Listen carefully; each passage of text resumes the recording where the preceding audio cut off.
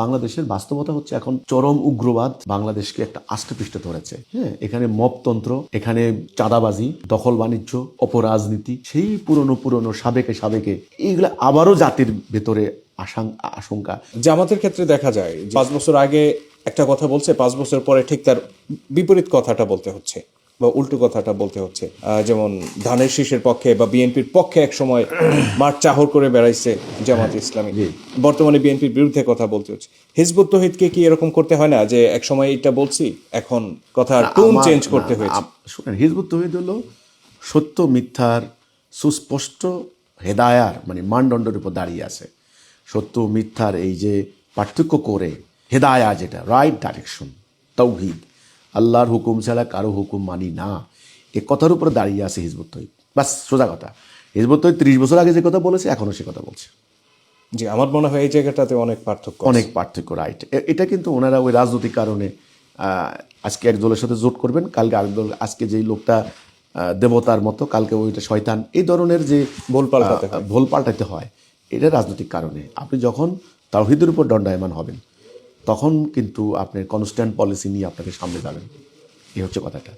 তো এখানে আমি যে কথাটা আজকে বলবো সেটা হলো, জুলাই যোদ্ধারা যারা জুলাই আন্দোলন করেছেন তাদের অনেকে হাসপাতালে এখনও আহত যোদ্ধা পড়ে আছে, আহত হয়েছে, বিকলাঙ্গ হয়েছে, তাদের পরিবার নিঃস্ব হয়ে গিয়েছে। অনেকের লাশ আজ পর্যন্ত খুঁজে পায়নি। বেওয়ারিশ লাশ হিসাবে অনেক লাশকে তো গায়েবও করে দিয়েছে। ওকে, কিন্তু তাদের জন্য আমার একটা করুণা হয়, একটা মায়া হয় যে এদের এই মূল্যবান জীবন যেই উদ্দেশ্যে তারা উৎসর্গ করেছেন সেই উদ্দেশ্যটা বোধহয় হাসিল হয়নি। সেটা হলো একটা বৈষম্যহীন বাংলাদেশ হবে, একটা অধিকার পাবে মানুষ, জুলুম ফেসিবাদী আচরণ থাকবে না, যে ফেসিবাদ বিরোধী আন্দোলন করেছেন, ফ্যাসিস্টের বিরুদ্ধে আন্দোলন। কিন্তু দেখেন, বাংলাদেশের বাস্তবতা হচ্ছে এখন চরম উগ্রবাদ বাংলাদেশকে একটা আষ্টেপৃষ্টে ধরেছে। হ্যাঁ, এখানে মপতন্ত্র, এখানে চাঁদাবাজি, দখল বাণিজ্য, অপরাজনীতি, সেই পুরনো সাবেকে এইগুলো আবারও জাতির ভেতরে আশঙ্কা। যে মানুষগুলি আগে অন্যায় চাঁদাবাজের দায়ে, তারপরে হলো স্বজনপ্রীতির দায়ে, দুর্নীতির দায়ে অভিযুক্ত হয়েছিলেন, সে মানুষগুলিকে আমাদের মিডিয়া আবার তাদের মাথার মধ্যে ক্রাউন পরাচ্ছে, তাদেরকে প্রমোট করছেন। এতে জনগণ কিন্তু খুবই আশঙ্কিত।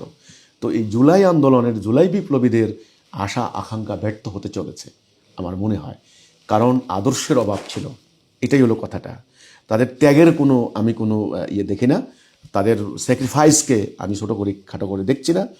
কিন্তু তাদের লক্ষ্যটা যে ছিল, সেই লক্ষ্য অর্জনের জন্য যে দুটা জিনিস দরকার ছিল, একটা আদর্শ, এটা কিন্তু নাই। 2, সঠিক পথ, আদর্শ অর্জন করার জন্য, লক্ষ্য হাসিল করার জন্য সঠিক পথ। যেমন আপনি চট্টগ্রাম যাবেন, এটা আপনার লক্ষ্য। চট্টগ্রাম যাওয়ার জন্য সঠিক রাস্তা হচ্ছে যেদিকে সেদিকে। আপনি যদি আপনার কাশপুর ব্রিজের গোড়ায় নেমে যদি সিলেটের দিকে রওনা দেন, তাহলে আপনি পথ হারাই যাবেন, আপনি গন্তব্যের জীবনে যেতে পারবেন না। এটাই হলো আমার কথাটা। আজকে আমি জুলাই আন্দোলন যারা করেছেন তাদেরকে এ কথাই বলবো, স্টুডেন্টদেরকে এ কথাই বলবো, নয়া বন্দোবস্ত যারা চাচ্ছেন, নতুন সিস্টেম যারা চাচ্ছেন, তাদেরকে আমি এ কথাটাই বলবো। হিজবুত তৌহিদ আপনাদের সামনে একটা সঠিক রূপরেখা, সঠিক পথ নির্দেশনা তুলে ধরছে এবং একটা নিখুঁত আদর্শ আল্লাহ রাব্বুল আলামিনের পক্ষ থেকে পাওয়া, এটা আপনারা দেখেন, অনুধাবন করেন। এই হচ্ছে কথাটা। ইনশাল্লাহ আপনারা যে বৈষম্যহীন বাংলাদেশ চেয়েছিলেন সেটা সম্ভব হবে এই আদর্শটা কায়েম হলে। এটা হলো আল্লাহ দেওয়া সত্য দিন।